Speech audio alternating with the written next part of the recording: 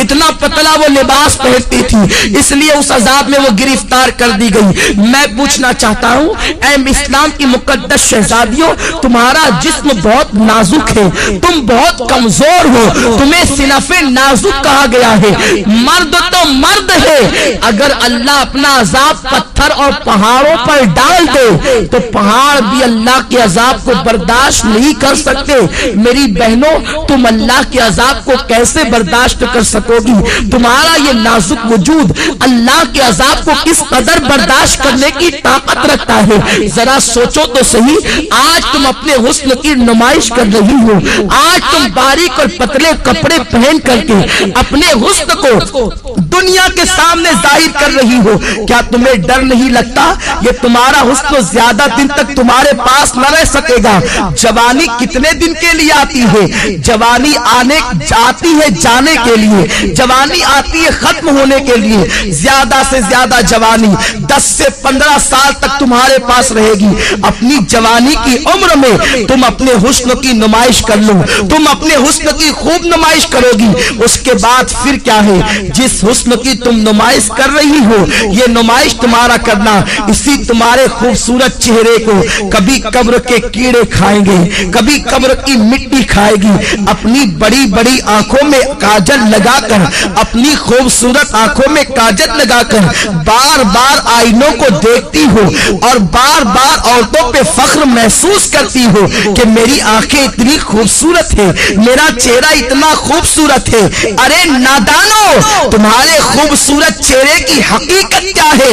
اگر تمہارے چہرے پر چند پھنسیاں نکل آئے تو تمہارا شوہر بھی تمہاری طرف نگاہ اٹھا کر دیکھنے کو تیار نہ ہوگا، مگر اللہ اکبر، اس دنیا کے اندر اپنے چہرے کو حسین بنانے کے لیے، اپنے چہروں کو خوبصورت بنانے کے لیے اس قدر اہتمام کرتی ہو اور خوبصورت چہرے پہ اتنا مٹک مٹک کر اتراتی ہو۔ یہ تمہارا خوبصورت چہرہ قبر کے اندر 3 دن کے اندر بگڑ جائے گا، 3 دن کے اندر اسے قبر کے کیڑے کھائیں گے۔ حضرت سعید ابن مسیب رحمت اللہ تعالی علیہ فرماتے ہیں، جب حضرت علی مرتضیٰ کے ساتھ میں قبرستان گیا تو میں نے جانے کے بعد کیا دیکھا؟ علی مرتضیٰ نے قبر والوں کو سلام کیا اور سلام کرنے کے بعد پوچھا، اے قبر والوں، تمہارا کیا حال ہے؟ تمہاری کیا کیفیت ہے؟ تو ایک قبر سے آواز آئی، علی کیا پوچھتے ہو؟ جس خوبصورت بالوں کو ہم دن میں کئی مرتبہ سنوارتے تھے وہ بال ہماری کھوپڑیوں سے جھڑ چکے ہیں۔ اے علی کے مرتضیٰ، جن آنکھوں پر ہم بہت فخر کرتے تھے وہ آنکھوں کے گودے بے بے کر کے گالوں سے گر رہے ہیں۔ جس چہرے کے اور گالوں کی سرخی پر ہم اتراتے تھے ان گالوں کے گوشت کو کیڑوں نے کھانا شروع کر دیا ہے۔ اب تم ہمارا حال کیا پوچھتے ہو؟ جس جسم پر پرفیوم لگا کر، جس جسم پر عطر لگا کر دنیا کے سامنے فخر محسوس کرتے تھے، اس جسم کو ازدہے ڈس رہے ہیں۔ اے علی، اب ہم تمہیں اپنا کیا حال سنائے؟ اے اسلام کی مقدس شہزادیوں، اپنے بڑے بالوں کی نمائش کے لیے تم اس قدر سرگردہ نظر آتی ہو، اس قدر کو لاہو پر کوشا نظر آتی ہو۔ یہ تمہارے بال تمہاری قبر میں جھڑ جائیں گے، یہ تمہاری آنکھیں اسے قبر کے بچھو کھائیں گے، حشرات الارض اسے کھائیں گے۔ اور اللہ کے رسول تو یہاں تک فرماتے ہیں، آج عورتیں اپنے حسن کا غلط استعمال کر کے کبھی کسی غیر محرم لڑکے سے محبت کا پیغام دیتی نظر آتی ہے، پیار و محبت کے نام پر اجنبی لڑکوں سے دوستی کرتی نظر آتی ہے، اور یہ آج فیشن بن چکا ہے، اسے عیب نہیں سمجھا جاتا۔ وہ عورتیں کان کھول کر سن لے جو لوگوں سے غلط تعلقات قائم کرتی ہیں۔ فرمایا گیا جن عورتوں نے دوسرے مردوں سے تعلقات قائم کرنا تو بہت بڑا جرم ہے، ایک مرتبہ اپنا ہاتھ کسی دوسرے مرد کے ہاتھ میں دیا ہوگا، اس عورت پر اللہ اس کی قبر میں 99 سانپ مسلط فرمائے گا، اور اس میں سے ایک سانپ کی طاقت کا عالم یہ ہوگا کہ وہ سانپ اگر سانس لے دنیا میں، وہ سانپ اگر دنیا میں سانس لے تو اس کی سانس کی گرمی سے پوری دنیا کے انسان مر جائے، اور اگر وہ سانپ کسی پہاڑ پر اپنی دم کو مار دے تو پہاڑ ریزہ ریزہ ہو جائے، اتنا طاقتور وہ سانپ ہے۔ ایسے ایسے طاقتور 99 سانپ اس عورت پر مسلط کیے جائیں گے جس نے ایک مرتبہ اپنا ہاتھ کسی غیر مرد کے ہاتھ میں دیا ہوگا۔ آج لڑکوں سے دوستی فیشن سمجھا جا رہا ہے، بچیاں سج دھج کر اسکول اور کالج کا رخ اس لیے کرتی ہیں، اللہ ماشاءاللہ سب کی بات نہیں کرتا کہ لڑکے انہیں دیکھیں، ان کی طرف متوجہ ہوں۔ اللہ کے رسول صلی اللہ علیہ وسلم نے فرمایا، میں نے معراج کی رات ایک منظر دیکھا کہ آگ کی کینچی سے کچھ عورتوں کی جلدیں کاٹی جا رہی ہیں، آگ کی کینچی سے ان کی جلدیں کاٹی جا رہی ہیں۔ جو خواتین آپریشن کو جانتی ہے اور جن کا آپریشن کسی مقام پر یہ کہاں ہوا ہے یا انہوں نے آپریشن کی داستان کو سنا ہوگا تو انہیں معلوم ہوگا کہ جب کسی کی جلد ڈاکٹر کاٹتا ہے تو پہلے اسے بے ہوش کرتا ہے، پھر بڑی نزاکت کے ساتھ ہلکے ہلکے انداز سے کاٹتا ہے، پھر جب ہوش آتا ہے تو انسان کتنا تڑپتا ہے، کتنا بے چین ہوتا ہے، کتنا بے قرار ہوتا ہے۔ بہت احتیاط کے ساتھ اگر بے ہوش کر کے انسان کی جلد کاٹی جائے تو انسان اتنا تڑپتا ہے۔ میری بہنوں ذرا سوچو تو صحیح کہ آگ کی کینچی سے کچھ عورتوں کی جلدیں کاٹی جا رہی تھی۔ غیب دار رسول صلی اللہ علیہ وسلم نے فرمایا، میں وہ منظر دیکھ کر بے قرار ہو گیا۔ میں نے پوچھا، جبریل یہ کون عورتیں ہیں اور ان پر یہ عذاب کیوں ہے؟ تو جبریل نے کہا، یا رسول اللہ یہ آپ کی امت کی وہ عورتیں ہیں جو اس لیے بن سنور کے گھر سے نکلتی تھی کہ مرد ان کی طرف راغب ہو اور ان کی طرف دیکھے، اس لیے انہیں اس عذاب میں مبتلا کیا گیا۔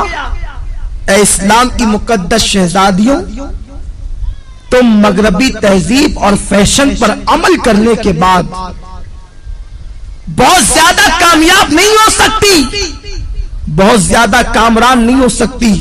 اور سنو، یہ دنیا ایسی بدترین جگہ ہے، یہ دنیا ایسا بدترین مقام ہے، یہاں کوئی کسی کا نہیں۔ جب تک تمہاری جوانی تمہارے پاس ہے، ہر آنے والا تمہارے قریب آنے کی سوچے گا۔ تمہارے حسن کو پھول کی طرح جو حسن اللہ نے عطا کیا ہے اس کو مل دینے کے بعد وہ ایسا غائب ہوگا کہ پھر تمہیں کہیں نظر نہیں آئے گا۔ آج کل یہ باتیں بھی سننے میں آ رہی ہے کہ یہ چیز بھی فیشن بنتی جا رہی ہے کہ ایک عورت شوہر کے ہونے کے باوجود دوسروں کی طرف نگاہ کرتی ہے، یا دوسروں کے بہلانے پھسلانے پر، کبھی زیور کے لالچ دینے پر، کبھی دولت کی لالچ دینے پر، کبھی کاروں میں اور بائک پر گھومنے کی لالچ دینے پر عورتیں پھسل جاتی ہے۔ دراصل غلطی عورتوں کی نہیں ہے، اس لیے کہ یہ بیچاری ناقص العقل ہے، بہت جلدی کسی کے پھندے میں آ جاتی ہے، بہت جلدی کوئی انہیں استعمال کر جاتا ہے، بہت جلدی کوئی انہیں یوز کر لیتا ہے۔ مگر میری بہنوں، میری بات کا برا نہ ماننا، میں تمہارے نبی کا نواسا اور تمہارا چھوٹا سا بھائی ہوں، میں تمہاری خیر خواہی کے لیے یہ باتیں عرض کر رہا ہوں، ورنہ عورتیں یہ نہ کہیں کہ منبر پر بیٹھ کر ہم سے یہ کیا باتیں کہی جا رہی ہے۔ میں یہ نہیں کہتا کہ اجتماع میں آنے والی ساری عورتیں بری ہیں، میں یہ باتیں صرف اس لیے کہہ رہا ہوں کہ جو بری عورتیں ہیں تم جا کر کے ان عورتوں کو یہ باتیں بتاؤ تاکہ وہ استعمال ہونے سے بچ جائیں، تاکہ وہ غلط کاموں سے بچ جائیں۔ میری بہنوں، میں تم سے پوچھنا چاہتا ہوں، تمہارے پاس جوانی زیادہ دن تک رہنے والی نہیں ہے، 10 سے 15 سال تک تمہاری جوانی تمہارے پاس رہے گی۔ اور سنو، اللہ کے رسول صلی اللہ تعالی علیہ وسلم نے فرمایا، عورتوں کا سب سے सबसे बड़ा जेवर औरत की शर्म और हया है। जो औरत जितनी बाहया है वो औरत उतनी ज्यादा मुअज़्ज़ज़ है, वो औरत उतनी ज्यादा मुकर्रम है। सुनो, अगर तुम्हारा शौहर गरीब है, अगर तुम्हारा शौहर बहुत ज्यादा नादार और मुफलिस है, तब भी उसी शौहर के साथ वफादारी करो, उसके साथ गद्दारी मत करो। अगर कोई इंसान कितना ही जेवर का लालच दे, कितनी दौलत का लालच दे, कितने ही कारों में बाइक पे घूमने फिरने का लालच दे, कभी किसी की तरफ निगाह उठाकर न देखना। इसलिए कि अगर दुनिया के अंदर किसी के जेवर के लालच में फंसकर, अगर किसी दुनियादार इंसान की लालच में आकर तुम अपनी आबरू का सौदा कर बैठोगी, तुम अपनी इज्जत का सौदा कर बैठोगी, सब कुछ चला जाएगा, दुनिया में इज्जत भी चली जाएगी और आखिरत में तुम जहन्नम का ईंधन बनोगी। और अगर तुमने अपनी इज्जत को संभाल कर रखा, अपनी हया को संभाल कर रखा और गरीब शौहर के साथ तुमने वफादारी के साथ अपने शौहर के साथ वफादारी की, तो नबी का फरमान सुनो, मेरे आका फरमाते हैं जो औरत अपने गरीब शौहर के साथ वफादारी के साथ रहती है, अपनी आबरू का सौदा नहीं करती, ऐसी औरत को अल्लाह मेरी बेटी फातिमा के साथ बगैर हिसाब किताब जन्नत में दाखिल फरमाएगा। अब अगर तुम बगैर हिसाब किताब जन्नत में दाखिल होना चाहती हो सैयदा फातिमा के साथ, तो अपनी आबरू का सौदा न करना, किसी के लालच देने में न आना। ये जेवर क्या हैसियत रखते हैं, जेवरों की क्या हैसियत है, सोने चांदी की क्या हैसियत है, अच्छे लिबास की क्या हैसियत है, कारों की क्या हैसियत है, दुनियावी सवारियों की क्या हैसियत है। जब तुम्हारी मौत आएगी तो सुन लो, बुढ़ापे में मरना जरूरी नहीं है, जवानी में भी तुम्हें मौत आ सकती है। अल्लाह अकबर, जब तुम्हें मौत आएगी, अगर तुमने अपनी हया को बेचकर जेवरात हासिल किए होंगे, यही जेवरात तुम्हारे बदन से निकाल लिए जाएंगे। अच्छे अच्छे लिबास तुमने जो जमा किए होंगे वो लिबास भी तुमसे छीन लिया जाएगा और तुम्हें क्या पहनाया जाएगा, सादा सा सिंपल सा 2 गज सफेद कपड़ा जिसे दुनिया कफन कहती है, वो कफन तुम्हारे बदन से लपेटा जाएगा।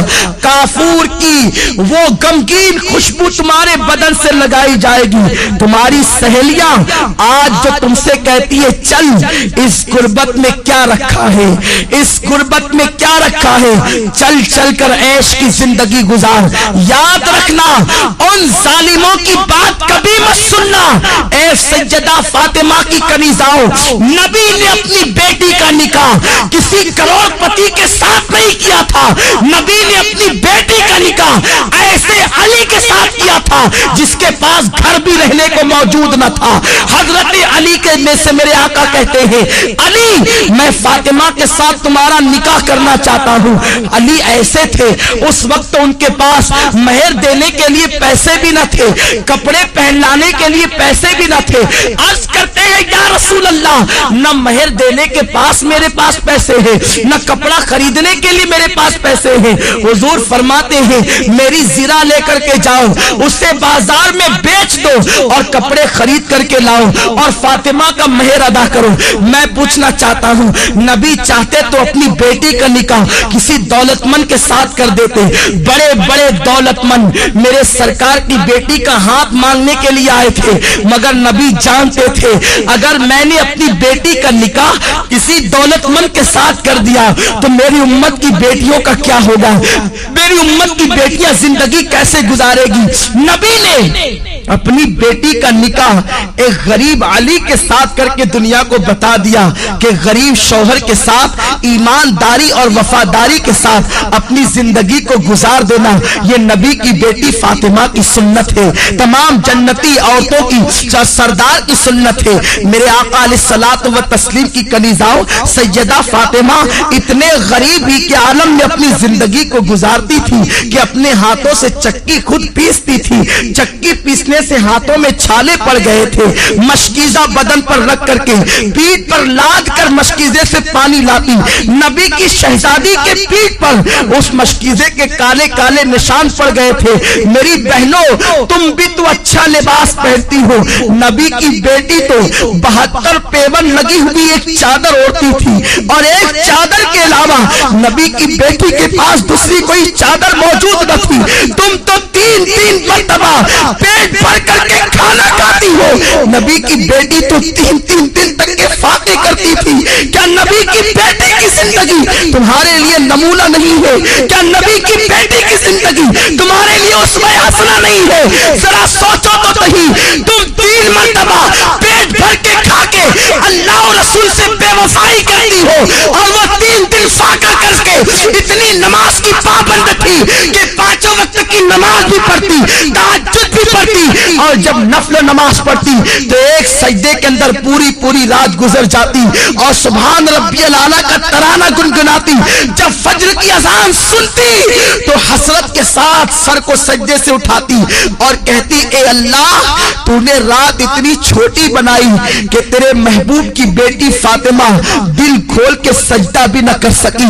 اے خاتون جنت کی کنیزاؤ، تم مسلمان ہو، تمہاری تقدیر کا ستارہ بہت عروج پر ہے، اللہ نے تمہیں ایمان کی دولت دی ہے، غیر مسلم عورتوں کو دیکھ کر ان کی طرح بننے کی کوشش نہ کرو، فلموں میں ہیروئن کو دیکھ کر ان کی طرح بننے کی کوشش نہ کرو۔ ذرا سوچو تو صحیح، میرے آقا فرماتے ہیں میں نے عورت کی عزت کو کعبے سے بھی بلند کر دیا ہے، تمہاری عصمت کو نبی نے کعبے سے بلند کیا ہے، تمہیں اپنے آپ کا کوئی خیال نہیں، تم پارکوں میں جا کر اللہ اکبر اللہ کی نافرمانی کر رہی ہو۔ اور سنو، کوئی کہیں بھی جائے سب کی نگاہ سے تو چھپ کر تم گناہ کر سکتے ہو، اللہ کی نگاہ سے تم کبھی نہیں چھپ سکتے۔ قرآن کہتا ہے ان اللہ کان علیکم رقیبا، تم جہاں کہیں ہو اللہ تم پر سخت نگرانی فرما رہا ہے۔ دوسرے مقام پر میرے رب نے فرمایا واتقوا اللہ ان اللہ خبیر بما تعملون، اللہ سے ڈرو کہ وہ تمہارے ایک ایک پل کی خبر رکھتا ہے۔ اور یہ بھی سن لو میری بہنوں، اگر تم نے اللہ سے ڈر کر گناہوں سے توبہ کر لی تو اللہ کے رسول فرماتے ہیں جو اللہ سے ڈرتا ہے اللہ اسے سب سے بے نیاز کر دیتا ہے، اللہ محتاجی کو دور کر دیتا ہے۔ جو اللہ سے ڈرتا ہے اللہ اسے ایسی جگہ سے روزی عطا کرتا ہے جہاں پر اس کا گمان بھی نہیں جاتا۔ آؤ میں آپ کو استقامت فی الدین کے حوالے سے اور اللہ کے خوف کے حوالے سے ایک بڑی پیاری حکایت پیش کروں۔ امام یافعی علیہ رحمت و رضوان فرماتے ہیں میری بہنیں غور سے سنیں اور اللہ کا خوف اپنے دل کے اندر پیدا کریں۔ جب ایک عورت اللہ سے ڈر کر گناہوں کو ترک کر دیتی ہے تو اللہ اس کے مقام کو کتنا بلند فرما دیتا ہے۔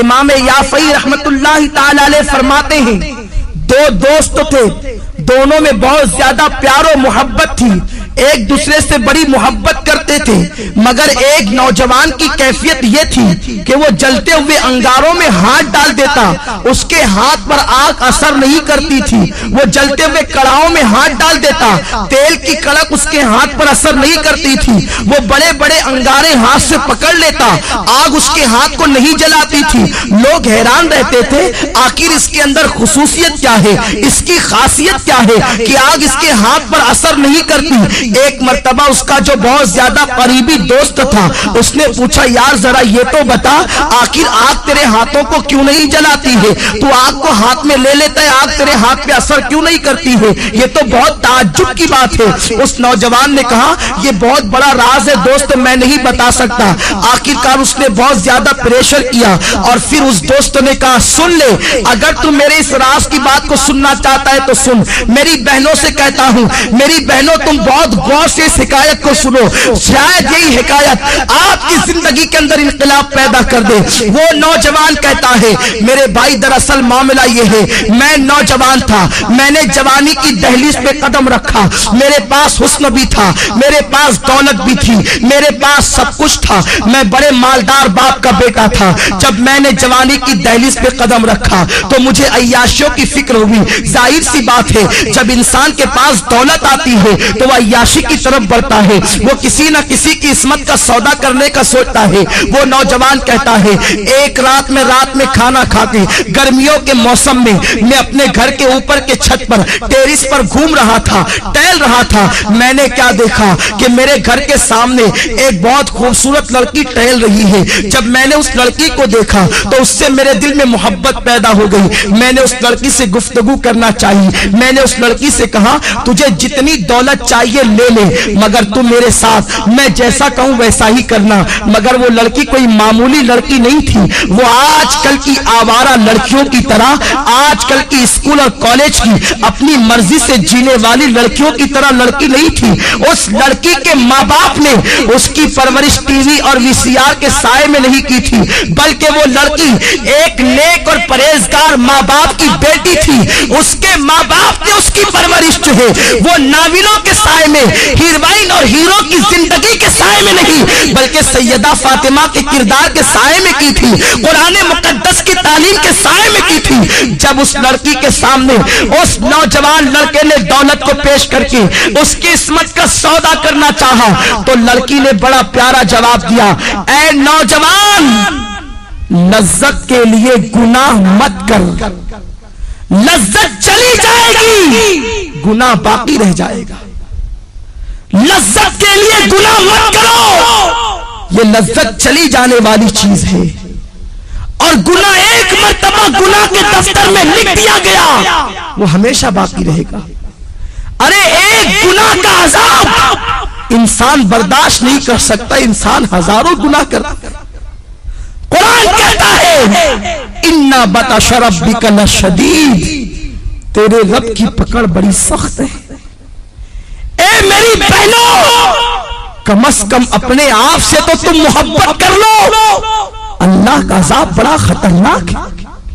ساری دنیا مل کر اس کے ایک چھوٹے سے عذاب کو برداشت نہیں کر سکتی، تم اتنے گناہ کر کے اتنے بے باکی کے ساتھ زندگی گزارتے ہو، تمہیں اللہ کا ڈر نہیں ہے، تمہیں مرنا نہیں ہے، کہ تمہیں قبر میں نہیں جانا ہے؟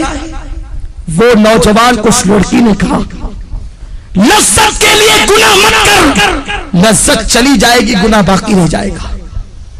وہ نوجوان کہتا ہے میں اس لڑکی کے پیچھے لگا رہا، وہ لڑکی مجھے اللہ سے ڈراتی رہی۔ آخر کیا ہوا؟ ہمارے شہر میں قحط سالی کا زمانہ آیا، سوکھا پڑ گیا، قحط پڑ گیا، ہر غریب امیر کے دروازے پر بھکاری کی طرح کھڑے ہو گئے۔ میں مالدار باپ کا بیٹا تھا، میرے باپ نے مجھے بہت سارا اناج دیا، کہا بیٹا تقسیم کرو۔ میں اناج تقسیم کر رہا تھا کہ میرے دروازے پہ وہ لڑکی بھی چلی آئی۔ میں نے اس لڑکی کو قطار میں دیکھا، میں خوش ہو گیا کہ آج اپنی دل کی خواہش پوری کروں گا۔ میں نے جلدی اپنے نوکروں سے کہا کہ اس سب کو دے کر کے بھگا دو، اور اس لڑکی کو میں نے اپنے کمرے میں بلایا۔ لڑکی سے پوچھا کیا بات ہے، کیوں آئی ہو، آنے کی وجہ کیا ہے؟ لڑکی نے کہا اے نوجوان تو جانتا ہے کہ میری شادی ہو چکی اور میرے 3 بچے ہیں، میں ماں ہوں، میرے بچے بھوک کی وجہ سے تڑپ رہے ہیں، خدا کے لیے کچھ اناج دے دے تاکہ میرے بچوں کی زندگی بچ جائے۔ اس نوجوان نے کہا اے لڑکی میں تیرے قدموں میں دولت کا اور اناج کا انبار لگا دوں گا، تو ایک مرتبہ میرے دل کی تمنا کو پورا کر۔ لڑکی نے کہا تیرے دل کی تمنا کیا ہے؟ تو اس نوجوان نے کہا کہ میں تیرے ساتھ زنا کرنا چاہتا ہوں۔ لڑکی لرز گئی اور کہنے لگی نادان اللہ سے ڈر، اللہ کے رسول فرماتے جب کوئی لڑکا اور لڑکی زنا کرتے ہیں تو ان کا ایمان ان کے سینوں سے نکل جاتا ہے، ایمان دلوں سے رخصت ہو جاتا ہے۔ اور اللہ کے حبیب فرماتے ہیں जब कोई मुसलमान मर्द और औरत बदकारी यानी जिना करते हैं तो जमीन रोकर अल्लाह से कहती है, ए अल्लाह तू मुझे इतनी ताकत दे दे ताकि मैं फट जाऊं और इन दोनों को अपने अंदर दबोच। इतना बदतरीन जुर्म है जिना। अल्लाह से डर, तू क्या कह रहा है? उस नौजवान ने जवाब दिया, अगर तू मेरे दिल की ख्वाहिश को पूरा नहीं कर सकती तो मैं तेरी बात पूरी नहीं कर सकता। लड़की चली गई। जब वो गई तो उसने क्या देखा, उसके बच्चे रो रहे। कहते हैं, मां अगर तू हमें खाना नहीं खिला सकती तो अपने हाथों से हमारा गला दबा के हमें मार डाल ताकि हम भूख की शिद्दत से तो बच जाए। मेरी बहनों जरा सोचो, एक मां के सामने जब बच्चे जिंदगी और मौत की भीख मांग रहे होंगे तो उस मां की ममता ने क्या कहा होगा। लड़की ने सोचा, बच्चों की 3-3 बच्चों की जिंदगी एक तरफ है और जिना एक तरफ है। अगर मैं जिना कर लूं और अनाज हासिल करके बच्चों को खिला दूं, मेरे बच्चे तो बच जाएंगे, बाद में मैं तौबा कर लूंगी। तौबा का दरवाजा तो खुला है। और ये कह के वो चल पड़ी।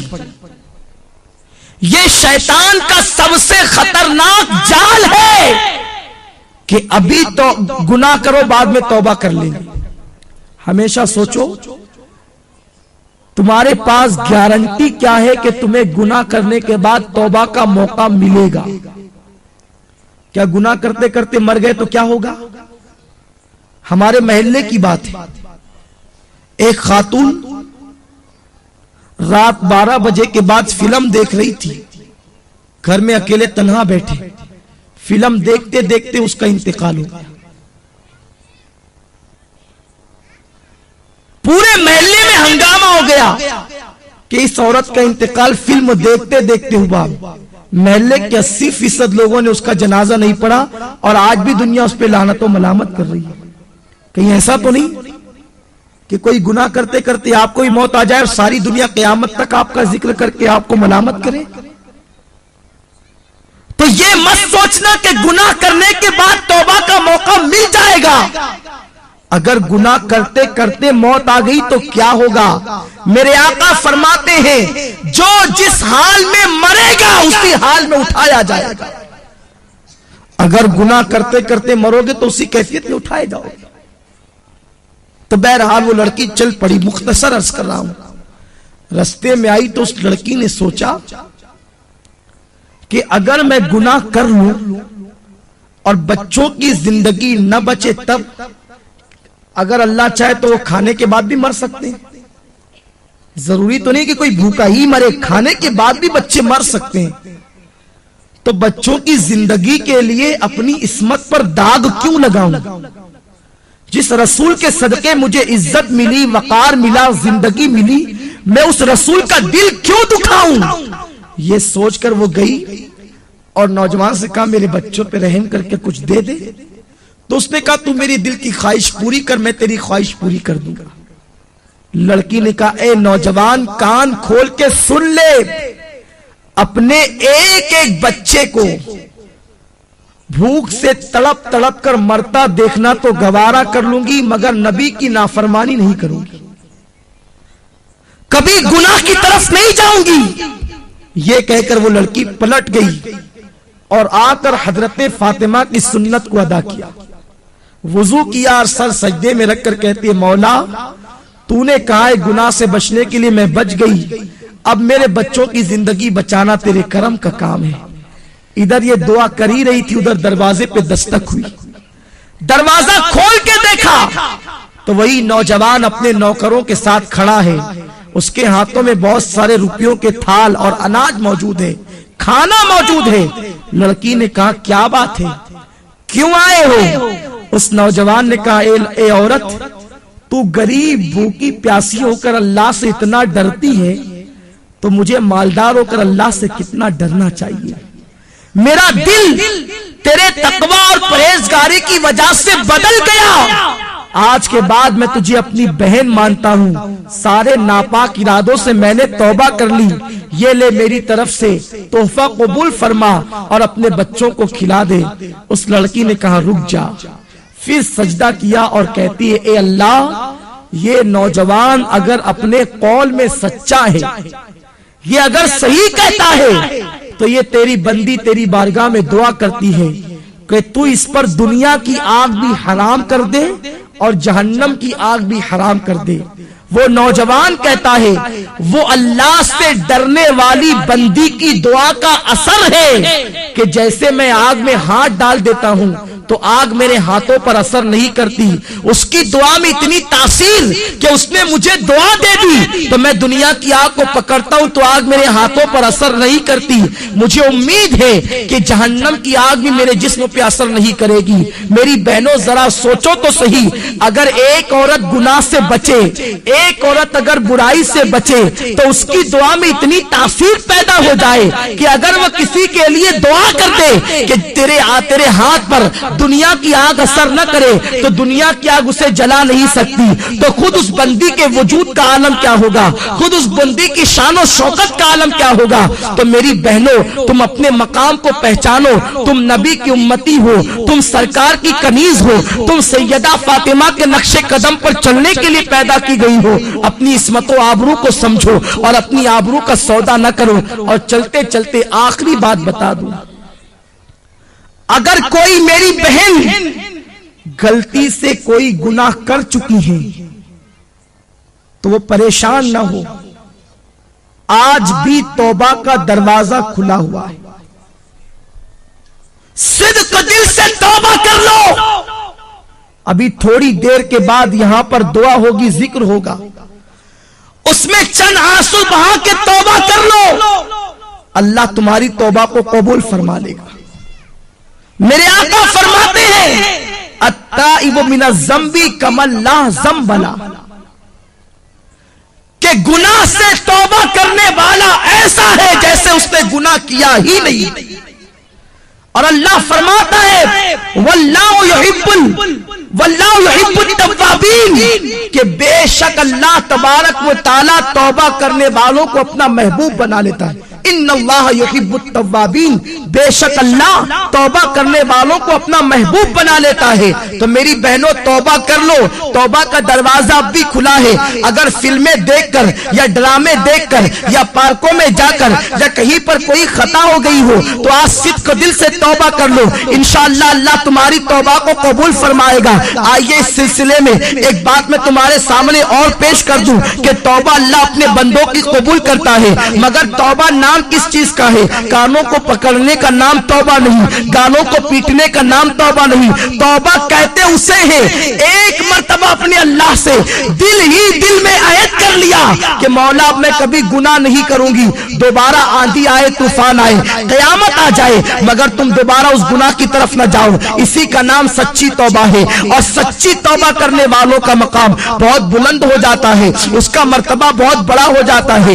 آج میں آپ کو بتاؤں، حضرت ذوالنون مصری علیہ رحمت و رضوان کے دربار میں ایک کچھ محلے کے لوگ آئے اور آنے کے بعد کہتے ہیں اے ذوالنون مصری، ہمارے محلے کے اندر ایک رقاصہ آئی ہے، ایک ناچنے والی آئی ہے، ایک ڈانس کرنے کے لیے آئی ہے، اور نوجوان جاتے ہیں اور رات بھر اس کے ساتھ بدکاری کرتے ہیں، اس طریقے سے وہ ماحول خراب کر رہی ہے، پورے محلے کا معاشرہ تباہ ہو رہا ہے۔ میری بہنوں ذرا غور سے سنو، اللہ کیسا کریم و رحیم ہے، اللہ کیسا ستار و غفار ہے۔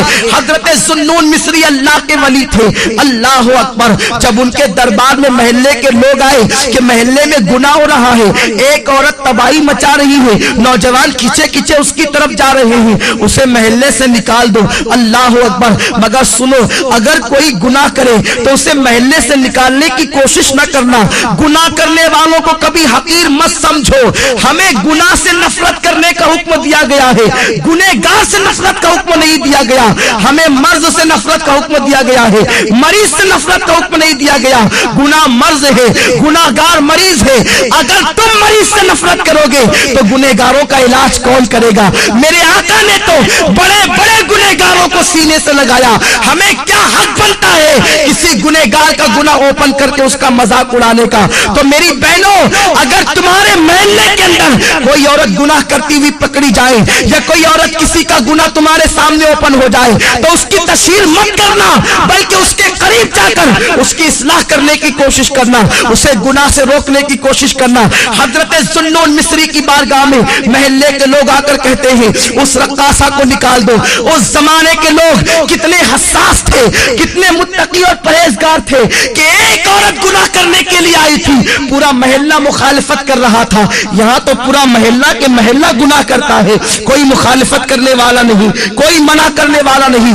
बहरहाल हजरत जुन्नून मिस्री ने फरमाया वो औरत फाहिशा है ना, वो औरत बदकारा है ना, वो औरत जिना करवाती है, वो औरत बदकारी करती है, ठीक है तुम चले जाओ, इंशाअल्लाह मैं उसका इलाज कर दूंगा। उसके बाद हजरत जुन्नून मिस्री रहमतुल्लाहि ताला अलैह जाते हैं और जाने के बाद उसके दरवाजे पर बैठ जाते हैं। जब उसके दरवाजे पर बैठ जाते हैं मोहल्ले के जितने लड़के आते हैं जुन्नून मिस्री जैसे वली को देखकर भाग जाते हैं।